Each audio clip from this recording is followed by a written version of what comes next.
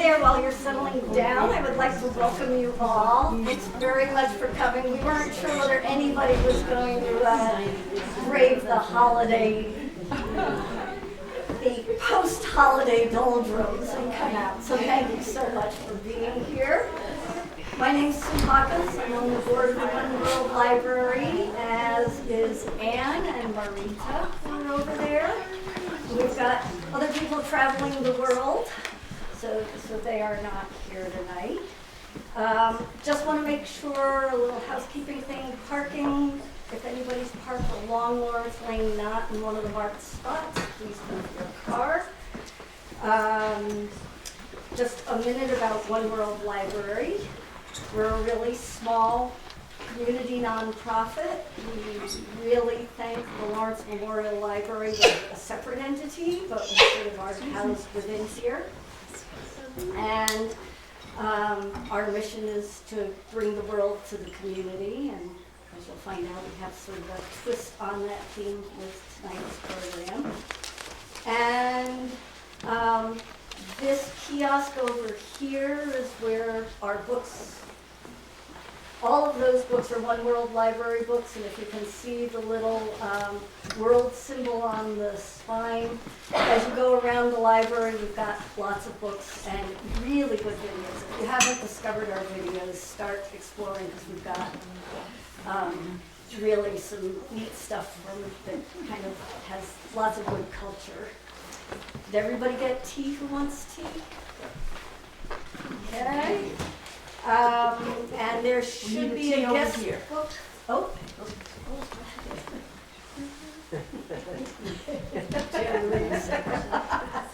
Thank you. And we have a guest book, which is going around. Great. If everybody could sign it. If you're not already on our mailing list, put your email address on if you want to be updated when we're having our next programs. Speaking of which, our next program is February 27th, and I should have pulled out his book.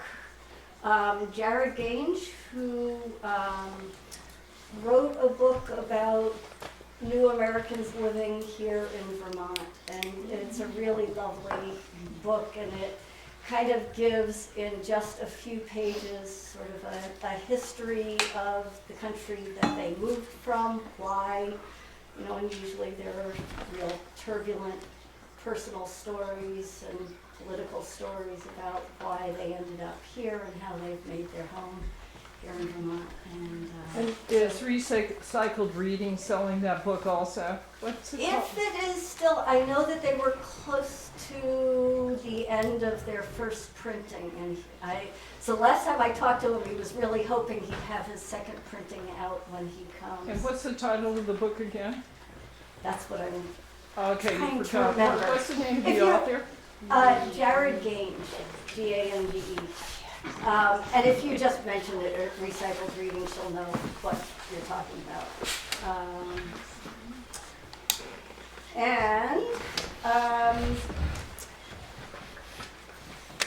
Yes, oh, and then we have one of the things that we really like to do to kind of branch our programming out a little bit is that we have a scholarship program. Each year we try to support one of the graduating seniors. It's really small, it's just a token, but it's the best that we can do just to give a thumbs up to a student who's really expressed an interest in the world at large and has done some interesting things and kind of branched out globally.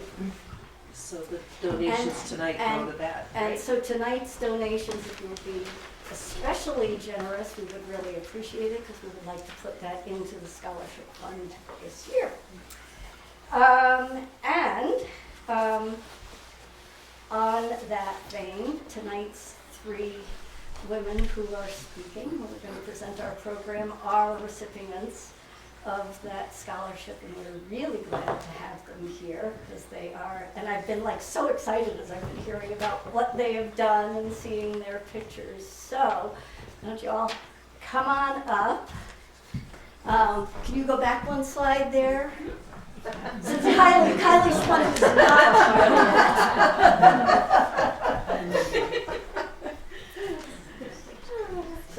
So, oh, there we go. We've even got them in age place. Left to right. So Cora Funky, she's a freshman at Boston University, majoring in political science and environmental analysis and policy. And in all the spare time she has, she likes playing basketball, skiing, reading, and making pottery. And you're from Moncton, yes? Okay, because that's what each one of you, I don't know what your other two towns are. And Martha Brule is a sophomore at the University of Vermont. She's majoring in anthropology with minors in environmental studies and health and society.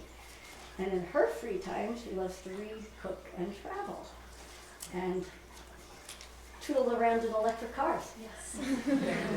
And Lane Fisher is an international affairs and French major at the George Washington University Elliott School of International Affairs in Washington, D.C. She's followed her love of languages and cultures to France and Morocco and has delved into policy making and governmental work through internships at her congressman's office. So what congressman is that? Our Congressman Welch. Welch. Thank you. We only have one. Yes. well, I thought maybe you were adopting Washington. I just wanted to make sure. I wish. And with the U.S. Department of State. And the next slide is here. Okay, good.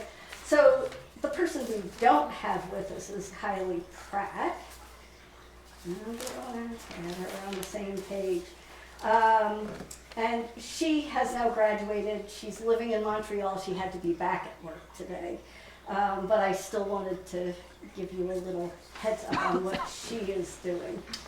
She's now employed as a product manager for Covio, which is a company specializing in enterprise search using artificial intelligence. And I was really wondering what all that was, but Kylie majored in cognitive and brain sciences at Tufts, and has all sorts of minors in there. And she recently finished hiking the high peaks in New Hampshire and is currently focused on exploring the world of technology. And she's trying all the local restaurants at her new home. So anyway. So, can you tell us what Elaine likes to do in her free time? I can tell them. Oh, okay. You'll have to just tell us. So Lane will tell us. Now, traveling, reading, I want to start pottery now.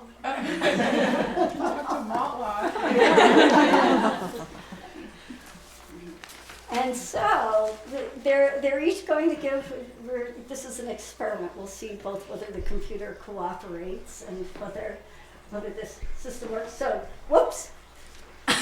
I You can can't start. stop. Okay. This is it. That's me. I'm Cora. I am in my first year at BU in Boston. I am from Moncton. I've lived here my whole life. I went to Mount Abe, graduated last year. Does it auto or am I? Yep. Okay. These are my siblings. That's Annika. She's in 10th grade, and that's Ian. He's in 8th grade. And I live with them and my parents. That's my mom back there, Kristen. And we have 2 cats and 1 dog.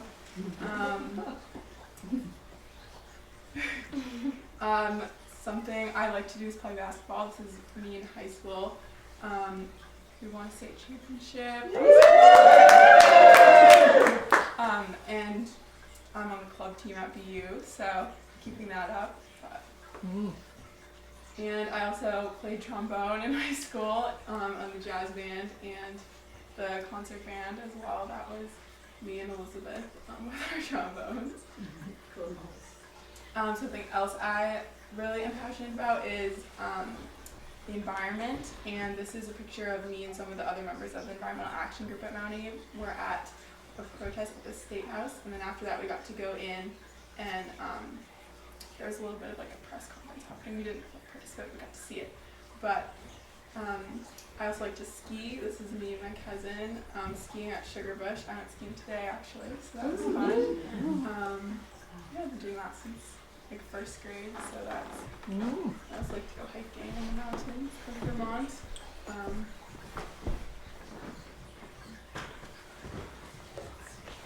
Marita? Okay, it'll go. This is a picture from Cape Cod. I'm going to Cape Cod.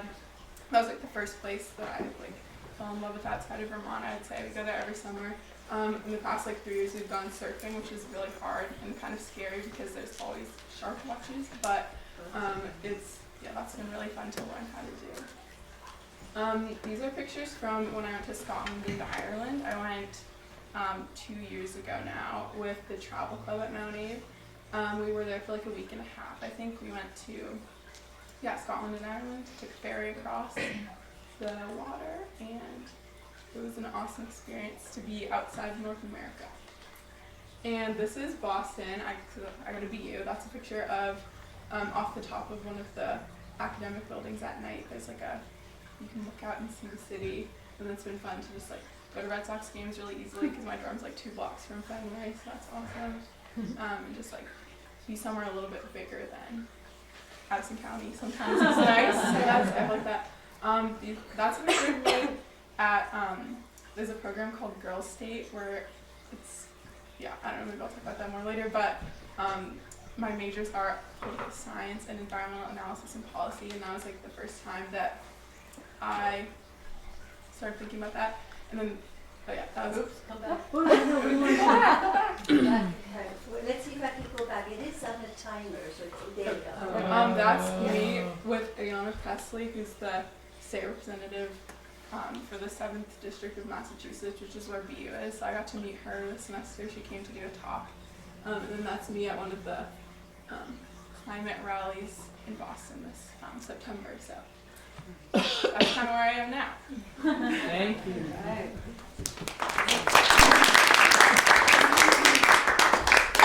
All right, so my name is Martha Rule, and I go to UVM. I'm from New Haven, and I've gotten really interested in sustainability and how we live and how we should be moving towards, and just kind of how we can incorporate more sustainable things into our society so that we can survive in the future and not be underwater.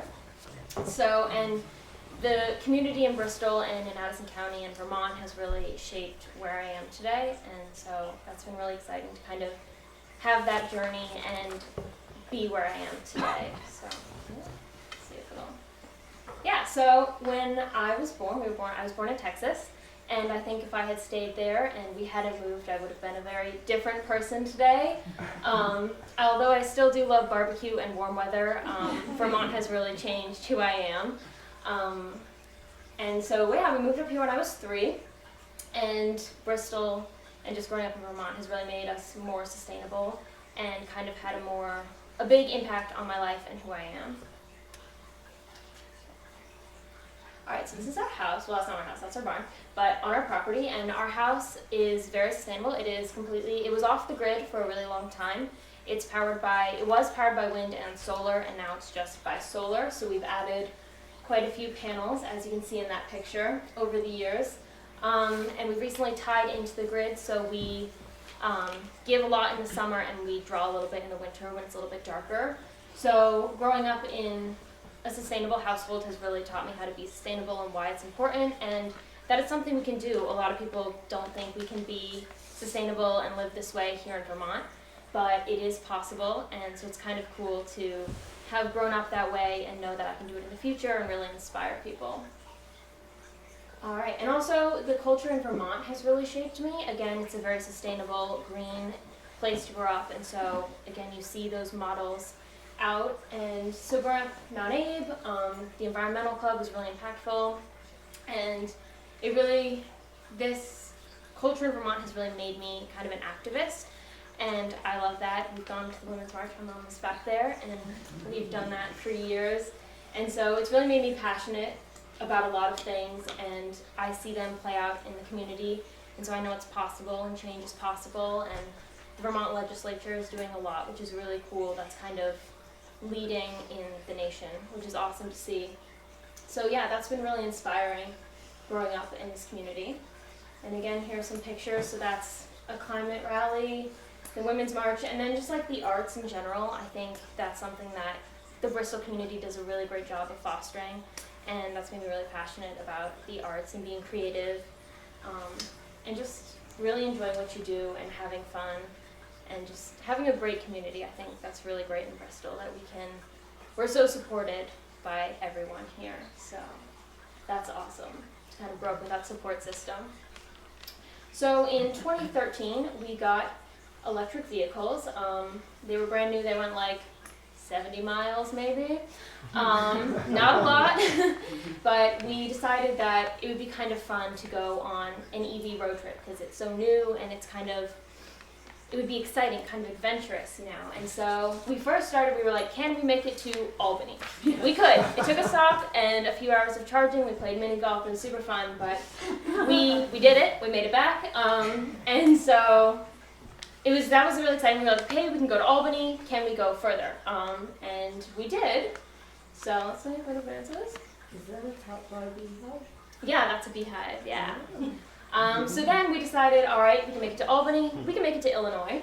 And so we drove an REV to Illinois. It took us 4 days, and we would charge, we would camp, and the whole system was really new. And so we would come up to chargers, and they'd be broken. We'd be, what do we do? The technology was pretty new too, and so we kind of had to figure out, how do you balance your mileage? How do the batteries charge? How do you get there fastest? And people would see us plugging in out in the West, and they'd be like, what are you doing? Because they didn't grow up in Vermont, they didn't know. So it was really cool to take our culture and bring it out to the world when this was a completely new thing. So we did make it to Illinois. The battery was low when we got there, but we did it. And so yeah, this was super fun.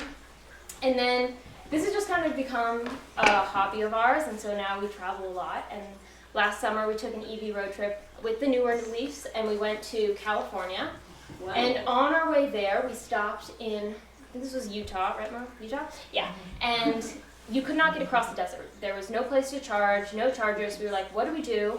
We went on PlugShare, and we found our little EV community, and this couple was like, come charge at our house. So we went to their house, and we sat on their back patio for like 2 hours. We went hiking over there. It was super fun and really awesome just to like connect with people in the EV community and kind of share stories and talk about their experiences. And they also had a really cool sustainable house, and so that was awesome to see. And so that was really exciting. And let's see. And we made it. We did it. We got all the way there, and again, still pretty new charging network. I mean, driving in a Nissan Leaf, you don't have a huge range, and the charging network isn't as full as it could be. And so we did have to stop. I think we were at the Ogallala police station in Nebraska for 4 hours, just sitting on the lawn reading. And again, you just kind of learn to really appreciate the journey and the little places that you wouldn't see zipping down the interstate.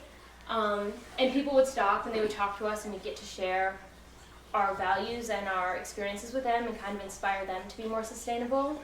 And so that was a really incredible experience. And now we've gotten a Tesla, which has been really cool, and we decided to go to Texas last summer because that was the one place in the US where we couldn't go because they didn't have chargers down south, because again, that sustainable culture just isn't present as much. But with the Tesla, we could do it because of their infrastructure. And so we drove there, and it was really cool again to kind of show people that it was possible. I mean, people are always like, it's crazy, like, why are you doing this? It's not an option. But to show them that we can do it, we did it in the same number of days it would take to drive a gas car. And it's kind of become a more common thing for us. Like, it's just, we're gonna go on a road trip, we're gonna do it. So it was really cool to tell people and share that it was possible. And this is my grandfather in the middle of Texas. He lives down there on a ranch, and he is not into electric vehicles at all. And so, but he was willing to listen, and he did, and we got to share with him, along with other people, that EVs are something that you can have and that work. It's possible, and so I think he's a little bit more into the idea. I don't know how much, but he's getting there. So it's kind of cool to be on the front line of EV travel because you get to share with people what it's like, and that's possible. And it's just really incredible. And now we went to Florida last week, and you come up to these chargers and they're full. Like, there are so many people driving electric cars and like accepting this cultural change. And it was really cool to see how the questions change and how people accept these ideas more, and how this cultural shift in America is coming, and to like be part of the front line of that has been really incredible. And I think that has been inspired by the community here in Bristol and in Vermont and our sustainable lives. And so that has been quite a journey, and I'm continuing it in school. I'm an environmental studies minor, as you heard earlier, and I'm really looking at the intersectionality of culture and the environment and health, and how everything plays a role, and how we can use technology like this to create a greener future with sustainable development. So that's a design I did for a backyard to be more sustainable and work towards those goals, and how there are so many things in the US that we can do to improve how we live. I think when I originally went into anthropology, I thought I want to go and I want to change the world. I want to get out of the US. I want to help other people. And over the past few years, I'm like, the change needs to happen here. Like, I need to be here and kind of help people in the United States and like help how we live. And so that has been really awesome for me. Yeah.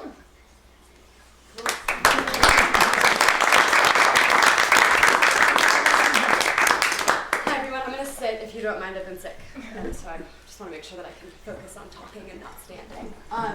So I'm going to talk a little bit about my experience in Morocco, just a little background. When I was 15, I went to France for 10 months, and I lived with a host family there. It was an incredible experience. I fell in love with French.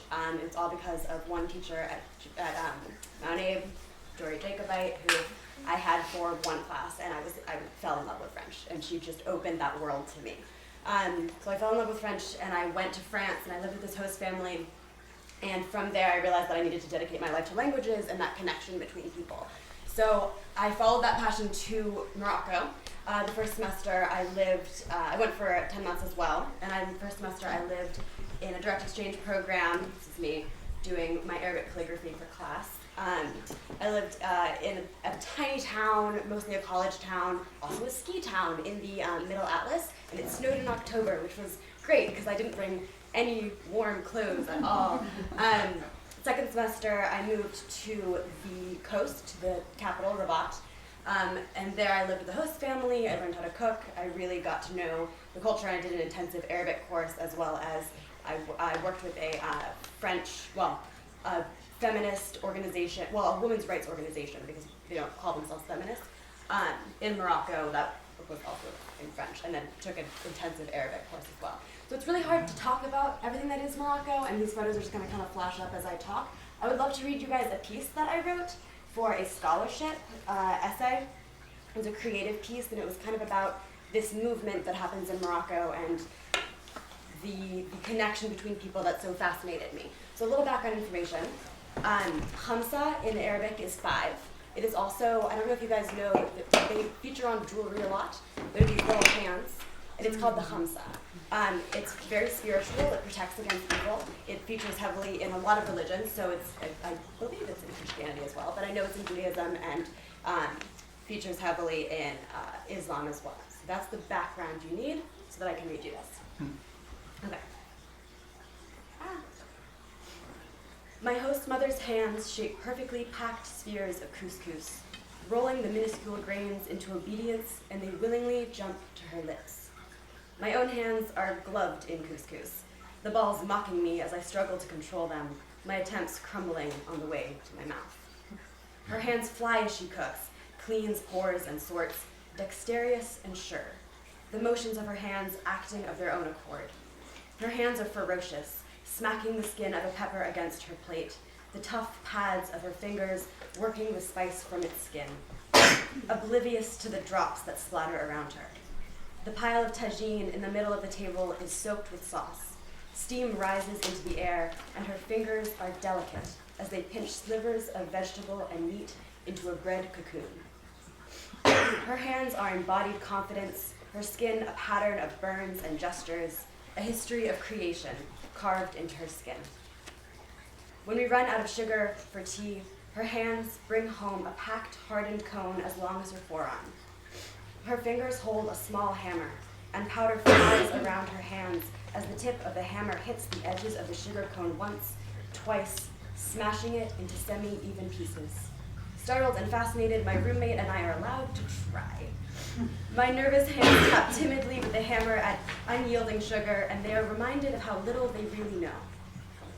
In the street, mountains of strawberries, oranges, and avocados sit atop carts. Their owners' hands pluck them from their homes.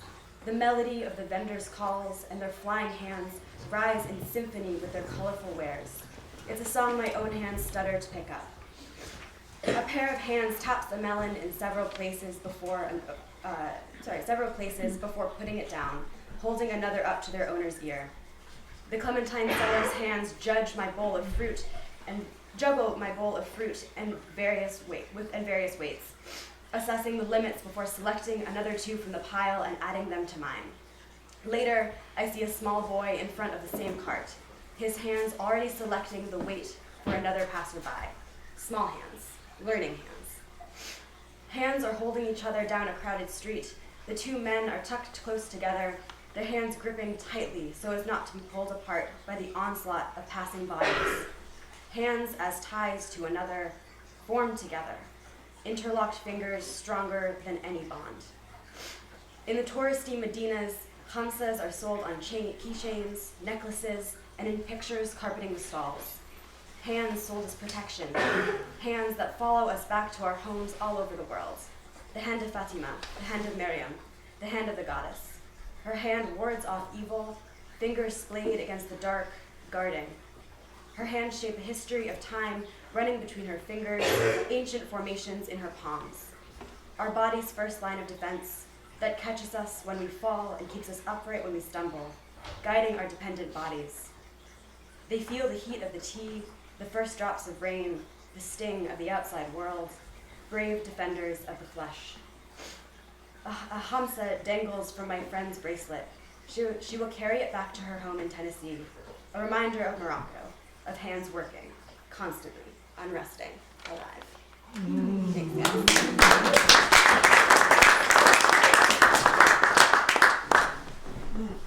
So again, it's hard to talk about everything in another culture. I mean, it's hard to talk about all of this. You guys do a good job, but these are just some photos of different places that I went and just experiences that I had. And if you have more specific questions about different elements, happy to talk about it, but it's hard to pick and choose. These are all from Morocco, then? These are all Morocco, yeah. Will you go back? Yeah? I mean, if you have questions about one specifically. No, I meant, are you going to go back? Oh, am I going back? I would love to. What is that? So this is pigment for for painting. There's a henna in there. These over here, they're called misimen, and it's kind of like a Moroccan crepe. You pull it apart. Everything is eaten with your hands. So you pull it apart and you kind of dip it. It's a breakfast dish, and this is the best misimen that I had in Morocco, and I ate a lot of misimen. This is, I guess I can talk a little bit. So this is couscous every Friday. It's Couscous Friday. It's a big family gathering, so my host mother would have all of her friends over, all of her family over, or we'd go to someone else's house. This photo here is a photo of Ramadan, so I was there for a week of Ramadan, and I fasted for the entire week, which was really difficult. But at the end of every day, the entire family gathers. There's like 4 tables laid in like heavier than that, and you just all tuck in together and you pray together, and it's very moving and an incredible experience. Yeah. What season were you there for Ramadan? So it was in summer that year, Oh. yeah, which is A long, hard yeah. Ramadan, yeah. So if you guys have more specific questions, I'm happy to answer them. But again, just a lot of different ones. And we will leave a lot of time for questions. So what we thought we'd do, if you've got questions that that are burning, you can pipe up, but we've got some questions that we kind of worked out with them ahead of time, and so like I say, we're going to be really informal here. So how did your formative years in Addison County prepare you for your present goals? And was there a person, an event, a class, an experience that really helped to mold who you are today?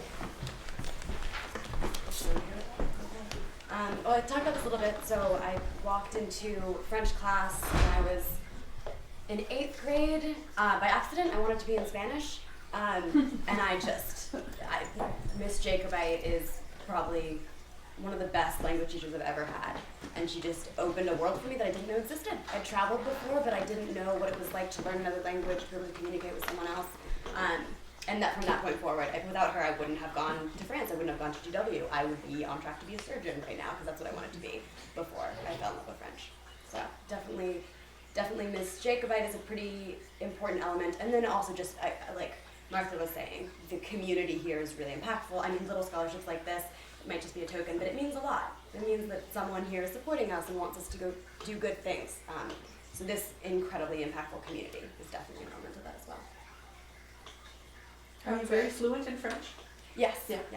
And some part fluent in Arabic? Yeah, so I speak a little, I can hold a conversation in modern standard Arabic fairly well. It's been a while since I practiced, but then the Moroccan dialect, which is not really a dialect because everyone speaks it in Morocco. It's called Darija, and that is probably one of the coolest languages because it's like a mix of modern standard Arabic.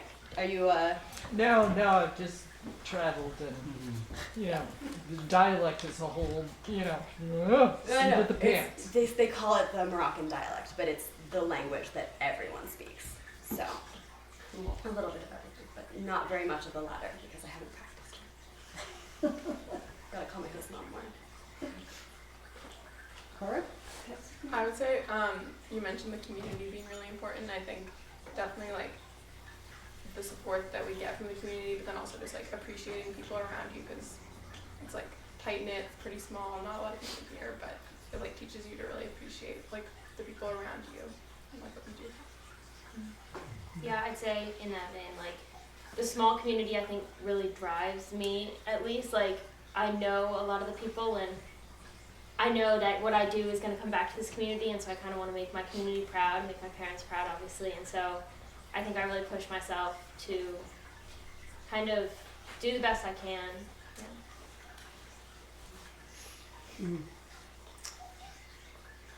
So what issues are most important to you, both locally and as you think about our world communities today and out into the future? And as sort of a subset, what ways have you and your friends found to be proactive in addressing these issues? And are there any youth leaders that you really follow or look towards to kind of guide the future? Tiny question. So small, yeah.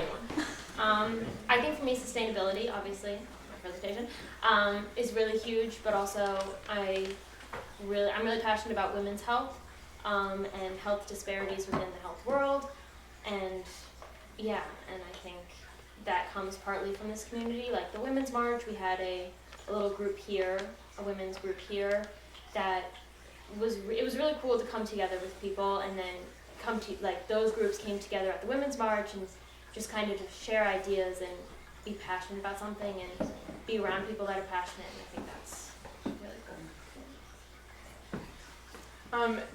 You mentioned a youth leader who's inspiring to you. I think that Greta Thunberg is really been impactful for me because also sustainability and climate awareness is something, and climate justice is something that's, that I care about a lot, and I hope that through my work eventually I can do something about it. I don't know, but so yeah, with her being just unapologetic and really strong leader in that regard is inspiring to me. Yeah, I'm on board. I think the environment's really important. I love Greta. I wish other youth leaders came to mind. I think the most important issue is obviously climate change and obviously impacting that and just kind of increasing everyone's education and awareness of all facets of life, particularly climate change.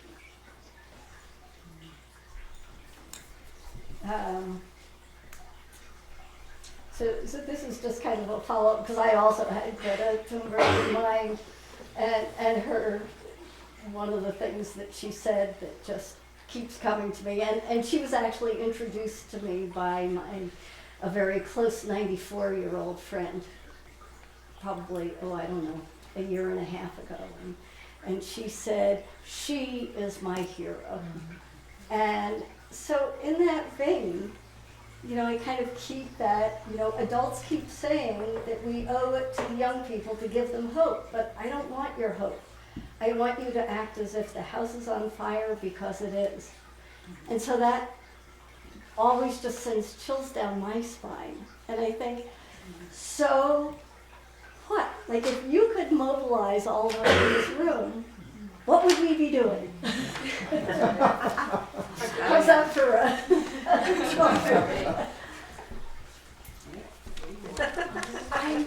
or if anybody in this room wants to answer that I mean, question. be committed to things. Go for things. Don't give up. Keep trying. I mean, I think I echo Greta on a lot of things, and especially in that, it is very aggravating when older generations look to us and say, okay, well, it's your problem. Go ahead and fix it.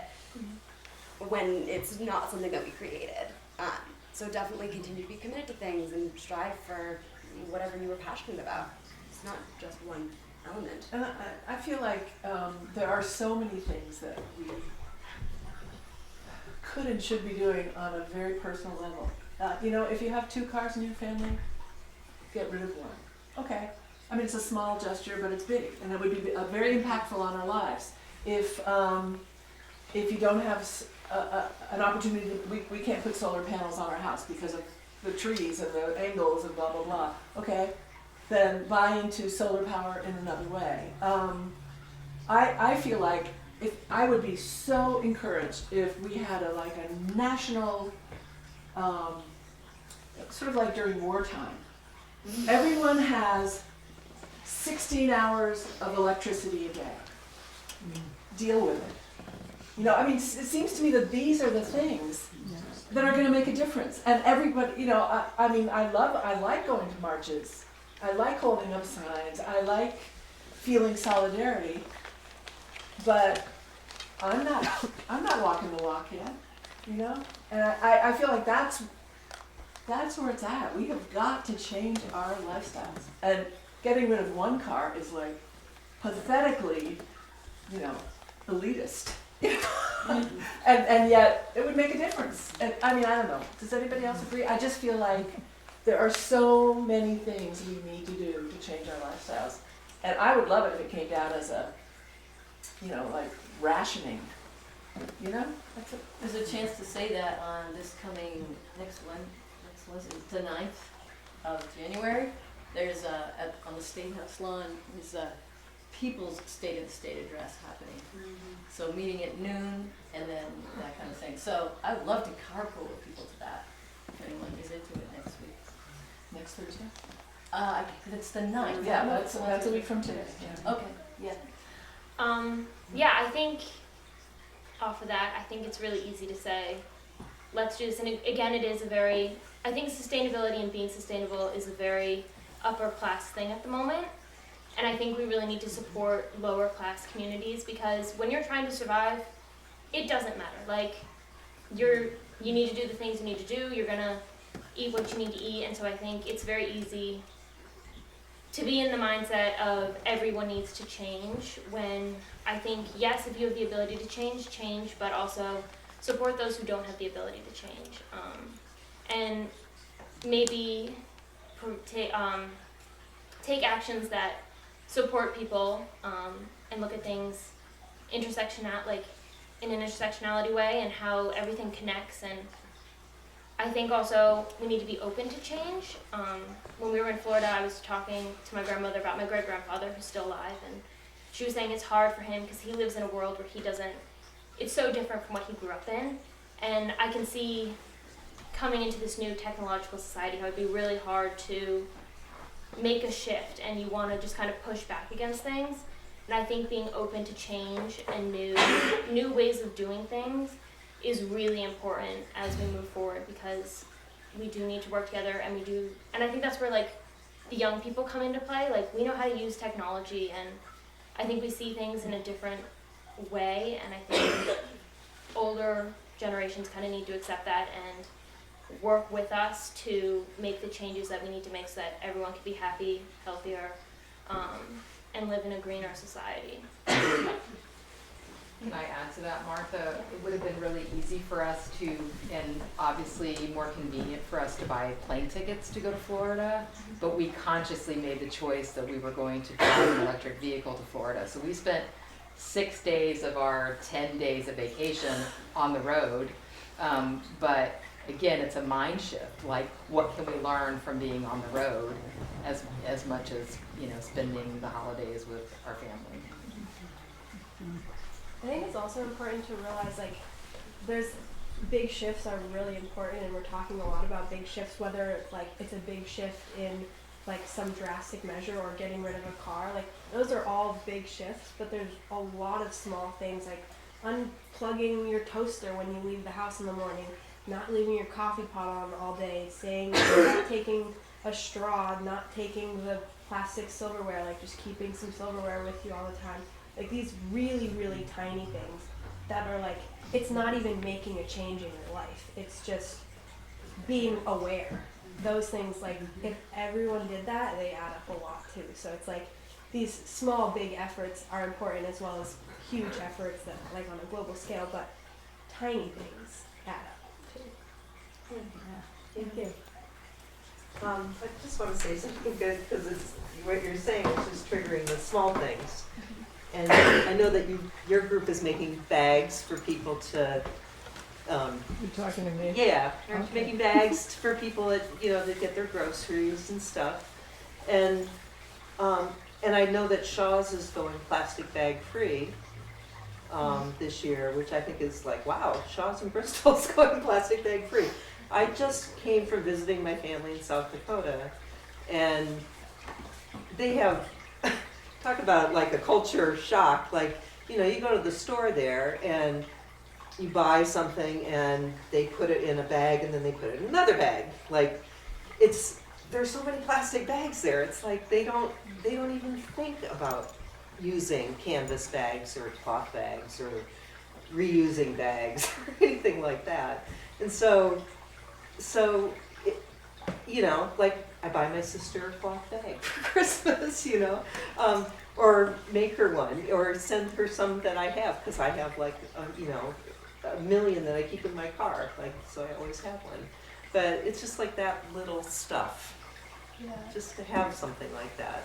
Yeah, and I mean, I live in Anchorage, Alaska, and they passed the plastic bag ban this past year, and it's crazy to like go to the grocery store and there's people like, if you forget your bag, like you're carrying all your stuff out like this. And, like, it's hilarious, and it's amazing to see like, I mean, it's 20 cents for a plastic bag. Like, no one's gonna pay 20 cents for a plastic bag. Like, you're gonna carry stuff to your car. Right. And then it's like you go to fast food places, they don't put your to-go box in a plastic bag. It's like things like that.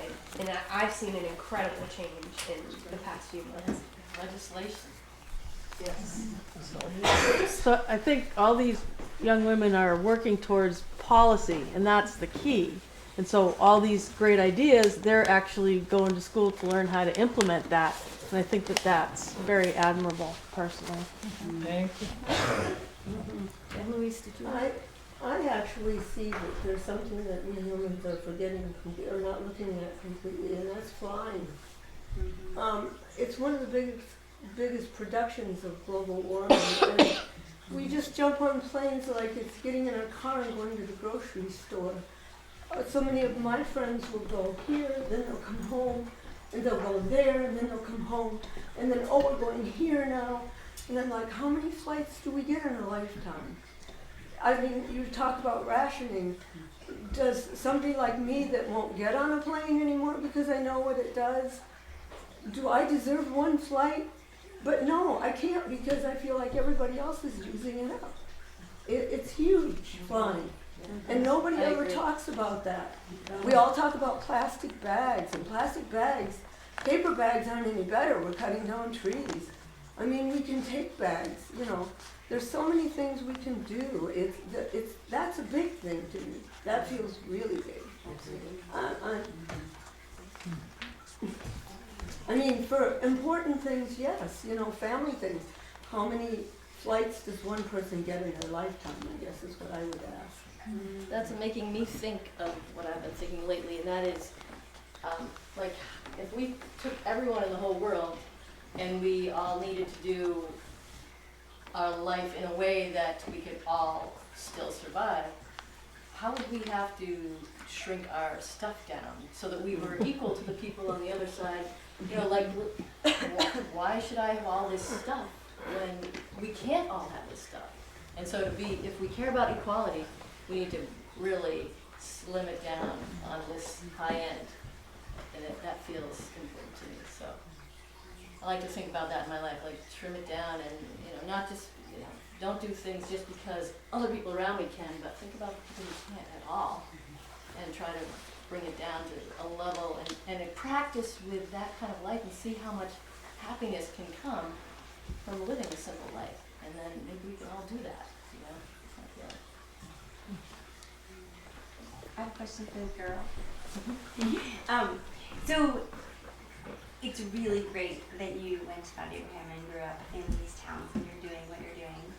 Obviously, not everyone that comes from our 5-town area does what you're doing right now. Not everyone goes to college. Not everyone travels the world. And so I'm just curious about when you go to BU, where, is there anyone else from Mount Abraham right now? No. So when you go to BU and you're the only person from the 5-town area and from Mount Abraham, and people ask you about where you're from, how do you describe it and what sort of reactions do you get from people? I feel like I've met more people with like ski houses in Vermont than like that actually live in Vermont. That's what I mean. Which is So really funny. how do you feel like you Yeah. fit in that way? Like you all say that you're so proud of where you come from, but I remember going to college and people were like, "What do you mean you don't have any restaurants in your town?" I was like, "I don't have any restaurants in my town." There's What do no you mean? mall. I know. What do you mean you don't have pizza delivered to your house where you live? And I'm like, it's nice to have a dorm, but we don't have it at my house. So how do you describe it to people? And what sort of reactions do you get? How do you feel like you're blend in that way? Do you know what I mean? Yeah. Or maybe stand out, I don't know. Yeah, I think it's kind of like, I'm kind of proud of it. I don't know. Okay. Like, I think it's cool that we're from such a small place and like you really have to appreciate what is here and like take advantage of things that like nature and like the mountains and like the lake, things that we do have. So yeah, definitely I think like every time I'm like, I'm from Vermont, like I feel good saying that, I guess. And like especially being from like even a small place in Vermont, which is a small place to begin with. Yeah, I think, and then I think that like if you are able to take that like appreciation for like, the community and like bring that to where you are, and, like bring people together, like make people see that. I love being from Vermont for a whole lot of reasons, but it's so much fun to talk to people and say, oh yeah, I come from a town of less, maybe 1,000 people. No one understands that. I graduated with 11 people from my elementary school. No one understands that. And it's a really great, I mean, it's just another way to bring another element of American culture to a different group. The other thing is that I find the Vermonters. I went to my Congress, I went to Welch's office to work, and it was like finding like a little Vermont haven. Because everyone knew what it was, everyone had heard of Lincoln, everyone knew that we had the steepest paved mile in the continental US. Like, that was a thing that we all shared. So it offers that community wherever you go, and it also offers just a way to educate people about another part of life that they probably haven't experienced or don't know exists. Yet 2 of you are living in very urban spots. Yeah. I also wanted to get away from Vermont. I love Vermont, I love all it offers, but I needed something a little different to see what else there was out there. So. What's your excuse? Yeah, definitely same. I feel like because I already had like a very small high school experience, I was like, I'm just gonna switch it up a little bit. I think I can do something else. Yeah. And like you've studied abroad like twice now. I definitely want to do that to even see something more. But it also is a lot of travel and flying. Yeah. Which I really understand. But you don't feel like being from a small town never hindered your dreams or your ideas of going to a bigger place? Or maybe propelled it, I'm not sure. I think it propelled me. Maybe like Boston's like pretty close to here, like it's easy to drive. Like I definitely didn't want to be like so far away that I have to like fly like every time I want to come home. But BU has dorm buildings 3 times the size of your high school. yeah, and like there's like one dorm. Wasn't intimidating. There's one dorm that has like 2,000 kids in it, and like that's the population of Moncton. Like, I know. But yeah, I think it propelled me more than hindered. but I can see how like if like it could be a deterrent if you're like not used to that, or it feels like overwhelming. Yeah, I think being from a small town is very interesting because you don't grow up seeing a lot. Like when I was thinking about what I want to do with my life, I was like, I could be a teacher or a doctor or a dentist. Like these are the things I see in my small town. And then I got to college and I was like, there's a whole other world out there that I'd never been exposed to. Like I want to become a landscape designer, and I just never, like I didn't know all that was out there and all those things. And so it's been kind of enlightening to go to college and have your world kind of widened, and then be able to bring that back here to our community and kind of show everyone what else is out there in a way. Yeah. I guess being a community member or having someone that is maybe going to college in the future. No pressure. I'm just always curious about because not everyone from our downtown communities is as propelled or as excited, or what can we do as community members to encourage most all of our young people to want to explore the world, or to have big ideas, or to dream big, even if you're from a small place. You know what I mean? I mean, I think the great thing about our community is that it's a small place, but we've got people from everywhere. Yeah. I mean, it's not just, it's a lot of Vermonters who've grown up in Vermont, and that's what they wanted to do. And then there's a lot of people from other places who've come here and made their home here and who share their experiences. So my brother personally did not want to leave Vermont. He didn't want to travel. He wasn't interested in it. And that's totally okay. It's about supporting whatever they want to do. Mm-hmm. So we wanted to do different things, and we've done it because we've got great support. And if some people might not want to, and that's okay, and just supporting them and doing whatever they want to do as well. It makes me think about when you say dream big, and there's so much power behind those words and the images that it conjures up for all of us. But I think, what is so incredibly special about what we have here is that there are people who live here and do small things here and make an incredibly strong community. That's a big thing. Oh, when I made dream big, I didn't mean, I guess, free to make the decision about whether to stay or go. Right. Do you know what I mean? Yeah, and I'm Like, thinking dream about big about having the freedom. Yeah, to feel absolutely. supported enough to have the freedom. To I'm go if thinking you want about or stay if you want.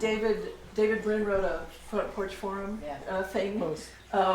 saying thank you for Best Night, which was recently 2 nights ago. Which is the best $15 I've ever spent on music in my entire life. And he talked about, he said, thank you for Best Night, what a great community. And then he made it global. I mean, he said, this is the kind of thing that is going to save our world, basically, kind of. And then thank you for Best Night. You know what I mean? And,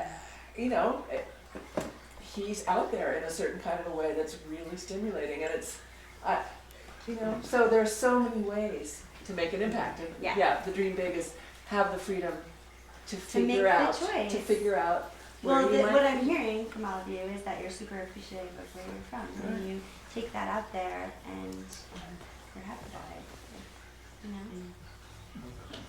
it. Is there something that Mount Abe could have offered you while you were at Mount Abe that you feel would have better prepared you for your movement into the bigger world? I feel like I'm a freshman this year, so I just finished my first semester. And I feel like the whole first month I was just like kind of stressed because I felt like I had a knowledge gap between like kids who had done like the whole IB diploma, and they'd like taken The so whole many what kind of diploma? IB, like International Baccalaureate. Which is It's what's like happening in middle school. yeah, it's like a rigorous like high school. It's like AP, but worse. Whereas like I felt like I hadn't been exposed to like as many difficult classes. I was like, oh no, I don't know anything. But so I feel like I ended up like realizing I am where I am. Just gotta work with what I have. But I think that Mount Abe, it's hard because it's so small, so it's difficult to bring more advanced classes. But I think that if there was maybe more opportunity for, I don't know, like high school or something, that would make me feel more prepared. Also, like, there's guidance counselors, but there's not like a specific college counselor. And I think that if there was somebody who was like focused on college preparation that would encourage a lot of kids who don't see that as a path for them to maybe look into that and like have the courage to look into that as an option. And then kids who do know they want to go to college, like that would help them be like do the process better. Yeah. I think it is really small, and you do take out what you put in, and I think a lot of kids sometimes get a little lost in the shuffle sometimes because I don't know exactly why, but I think there are students who needed a little bit more support and who didn't quite get that. Like if you were a fantastic student, you got a lot of support, and if you were struggling a lot, you got a lot of support. And then there were students in the middle who were just kind of doing the best they could, and I think if it were a bigger school, there might have been more opportunity for them to kind of find their interests and push themselves a little bit more. So yeah, I think being from a really small community, you do kind of get that a little Did you bit. guys experience the personal learning plan stuff? I mean, obviously that's what Mount Aid is kind of famous for. We also definitely did it because at it's some like point. starting the seniors now. It's like law for them. So like I was like the last class that didn't have that as like a requirement. I guess it was kind of Okay. It was like a little bit mixed in, but I think like now that might help. I'm interested in that. I mean, what your response would be to that, or I'll ask kids who graduate in 2 years. Yeah. Because to me, that seems like a pretty empowering way to find out who you are, which I would have loved to have done in high school instead of like after college, which Like is it was what I like found out. still forming when we were there, so I don't know if it was like as impactful, but. I mean, I think it's a really cool program, but I think there's also a lot of power in having a class with a bunch of people, because it's not so much about learning things, but sharing ideas and sharing thoughts and kind of having that discussion rather than, because you can go on your phone nowadays and Google anything you want to Google, but you don't get those ideas necessarily from, so I think we're moving away from a fact-based system, and I think when every kid is doing their own little thing, you lose that sense. So I don't know, I think again having a bigger school would allow kids to have that discussion and find those groups of people, and just kind of have that option.